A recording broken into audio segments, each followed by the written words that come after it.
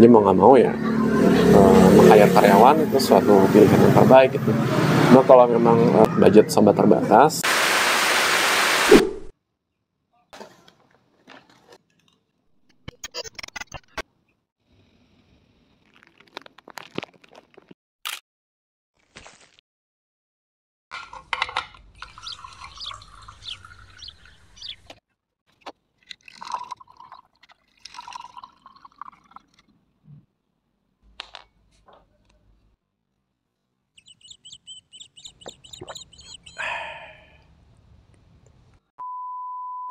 halo sobat-sobat semua, kembali lagi dengan saya Lutfi di channel Kopi Lunak. Di kesempatan video kali ini saya pengen sedikit sharing aja ya. Kebetulan saya lagi di kios gitu kan, jaga sendirian. Karena kebetulan kan biasanya ada yang bantuin ya, yang jaga gitu. Cuma berhubung beliau resign ya, udah dapat tempat kerja di tempat lain gitu. Jadi ya mau nggak mau itu sebagai owner kitanya yang turun tangan lah untuk menjaga kios, memastikan operasional tetap jalan. Kita cek semua bahan-bahan minuman, makanan itu masih dalam kondisi yang bagus. Ya seperti inilah keadaannya gitu. Mungkin ada sebagian sobat yang punya usaha gitu kan, atau mungkin baru mau merintis sebuah usaha gitu. Pastikan dulu ya, yang pertama banget terkait dengan jenis produk apa yang akan sobat pilih gitu untuk dijual gitu.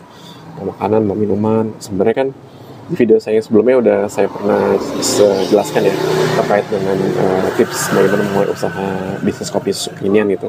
Sobat bisa cek sendiri seperti apa penjelasannya di video tersebut gitu.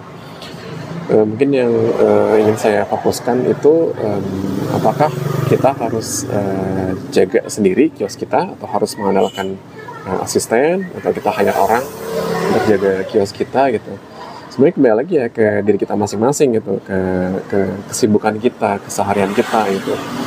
Seandainya kios kita itu rame banget gitu kan, ya kita bisa aja handle sendiri gitu. Cuma kebayang capeknya kan gitu.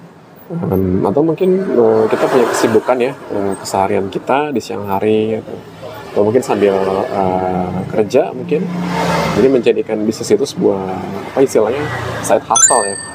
Side hustle itu kan yang saya tahu ya, itu istilah bisnis yang dikelola oleh seseorang di mana dia menjadikan bisnisnya itu untuk penghasilan dia tambahan gitu, bukan sebuah pekerjaan utama, dan juga menjadikan sumber income yang primer gitu.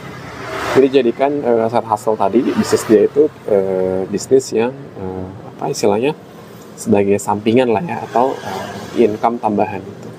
Mungkin yang belum kebetulan mungkin masih cari kerja, atau mungkin baru lulus sekolah atau baru lulus kuliah gitu kan, bingung mau kerja apa gitu, atau mungkin udah coba sana sini, mereka yang udah resign, atau mungkin yang qadarullah di PHK gitu ya. Jangan sampai ya gitu. Tapi itu kan bukan pilihan juga ya. Ya bingung cari kerja, udah apply sana sini gitu. Nggak ada salahnya untuk mulai usaha gitu. Karena kita kan berjuang ya. Kita berikhtiar, kita berusaha, berdoa, mencari penghasilan yang halal dan Allah berkahi gitu. Ya nggak ada salahnya berdagang apa yang kita sukai, apa yang kita punya minat gitu, untuk kita suka pada suatu makanan tertentu atau minuman tertentu, kemudian kita coba belajar dan expert di produk kuliner tersebut gitu. Mungkin coba-coba awal-awal, coba-coba dulu bikin sendiri di rumah, terus sambil lihat referensi dari YouTube orang yang udah mulai duluan usaha gitu, pelajari, catat gitu kan, kemudian praktekkan.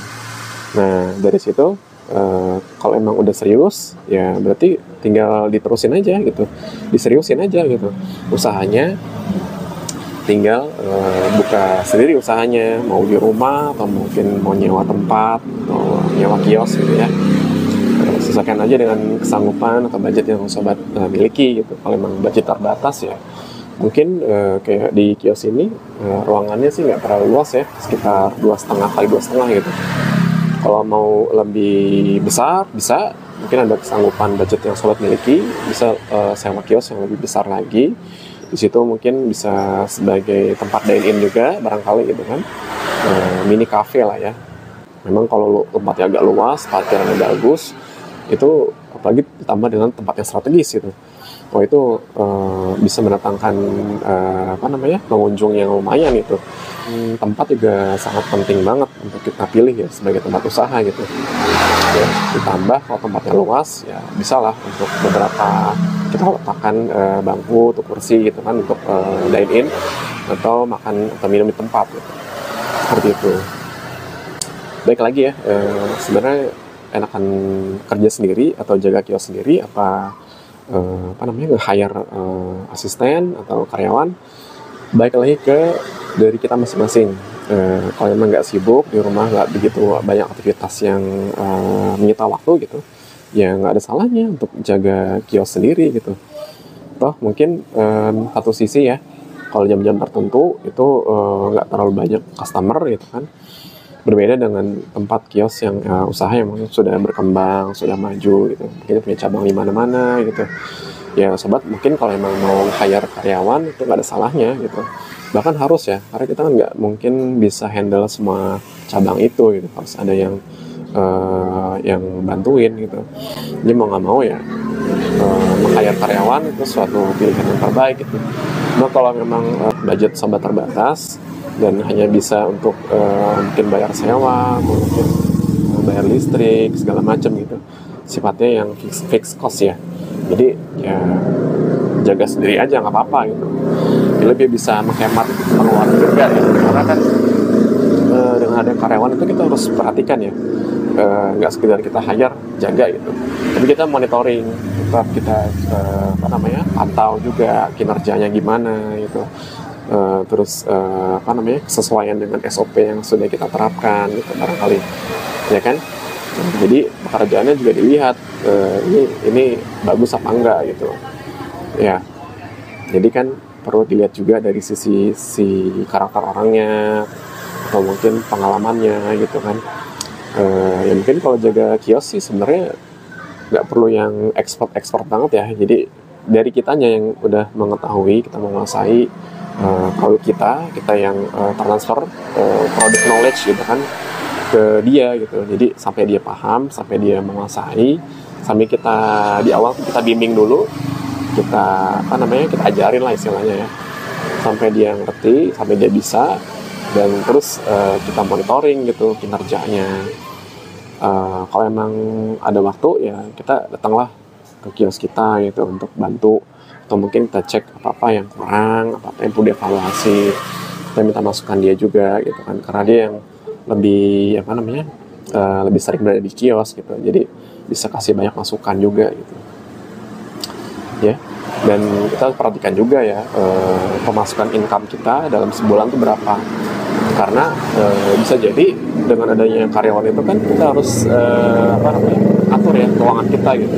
Nah, mungkin kita asal hire gitu, terus kita nggak memperhatikan omset kita sebenarnya berapa sih per hari gitu. Kemudian dikalikan sekian hari itu sampai mencapai 1 bulan, itu berapa besarnya gitu. Itu harus dilihat juga dari aspek keramaian kios kita, seberapa banyak orang yang beli gitu. Terus juga memperhatikan dari sisi produk kita ya. Ini kan nyerempet ke HPP itu. HPP itu harga pokok produksi ya, kalau saya nggak salah. Jadi HPP itu akan berpengaruh juga pada seberapa banyak keuntungan yang kita akan dapatkan dari sebuah penjualan salah satu produk yang kita jual gitu. Jadi misalkan HPP produksi gularen misalkan, atau mungkin minuman Thai tea, atau mungkin entah itu hazelnut coffee, entah itu original tea, semua gitu, minuman yang ada di kios saya gitu, kita lihat HPP-nya berapa. Misalkan 1 cup yang paling kecil itu, cup kecil kan kayak gini ya, saya tunjukin, ini cup kecil, cup 12 oz gitu. Misalkan kita jual dengan semuanya, isinya, bahan-bahannya, ini totalnya adalah 5.000 gitu. Nah, nanti ada penentuan sebenarnya kita mau ngejar di keuntungan berapa persen gitu. atau mungkin kita mau kali 2 dari HPP itu bisa.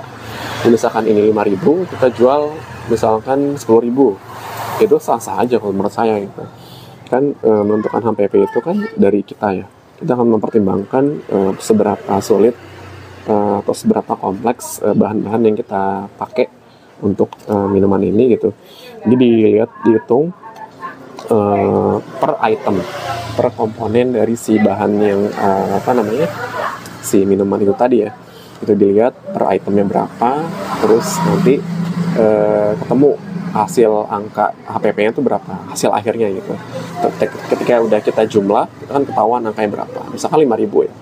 Berarti ya kalau mau dikali 2, tinggal dijualnya 10.000. Atau mungkin kalau memang tempatnya rame banget gitu, dan kita udah berat dengan biaya sewa, dengan mungkin operasional gaji karyawan segala macam itu, untuk bayar listrik semuanya gitu, ya pasti akan mempengaruhi ya HPP itu. Nanti kita mau dapat untung berapa gitu, misalkan dikali 3 mungkin, atau dikali 4 gitu. Cuma sebenarnya ini menarik ya untuk dibahas gitu, terkait penentuan HPP dari suatu jenis makanan atau minuman tertentu gitu. Menarik sih untuk kita buat sebuah video khusus gitu terkait dengan bagaimana menghitung HPP itu. Nanti kan ketahuan ada beberapa cara yang bisa dipakai gitu untuk menentukan harga jual setelah kita mengetahui harga pokok produksi dari produk kita gitu ya, gitu. Dan kita lihat juga ya sekeliling kita, kira-kira ada nggak nih yang jualan dengan produk yang sama gitu. Karena kan bersaing ya, jadi kita akan pintar-pintarnya ngatur dari si HPP itu tadi. Kalau kita udah tahu berapa, berarti kan kita tinggal sesuaikan aja gitu. Kita mau dapat untung berapa, terus kita lihat juga kompetitor kita, misalkan di luar sana pelaku-pelaku usaha yang sejenis gitu dengan produk kita, dia harganya berapa gitu. Kalau kita terlalu tinggi, pasti kan orang juga akan berpikir, oh yang ini murah, oh yang ini agak lebih mahal gitu kan. Pasti kan ada pertimbangan konsumen untuk memilih gitu. Dan aspek harga juga sebenarnya penting sih, dalam arti persaingan yang sehat, dan harapannya adalah dengan harga yang terjangkau, sehingga pembeli lebih mempertimbangkan ya untuk memilih produk kita gitu. Tapi perhatikan juga untuk kualitas bahan makanan ataupun minuman untuk produk kita gitu ya. Jangan terlalu rendah banget, karena rasanya kan orang nggak enak atau nggak suka, kemudian jadi dia nggak repeat order, itu kan jadi bumerang juga buat kita. Jadi harganya juga harus benar-benar ditetapkan, dipaskan gitu kan, disesuaikan dengan HPP. Dan menurut saya, kita juga tidak menutup mata untuk melihat kompetitor harganya berapa. Itu akan menjadi bahan pertimbangan kita juga untuk menentukan harga jual dari produk itu. Oke, jadi baik lagi ya, apakah kita jaga kios sendiri atau harus hire orang, mempekerjakan orang untuk jaga kios kita, itu dia disesuaikan lagi ya dengan kondisi kita masing-masing gitu. Oke, demikian saja. Terima kasih yang sudah menyaksikan video ini. Ikuti terus channel Kopi Lunak, like, comment, dan subscribe, dan nyalakan tombol notifikasinya agar sobat semua bisa mendapatkan notifikasi bila ada video terbaru dari channel ini. Sekian saja dan sampai jumpa di video berikutnya.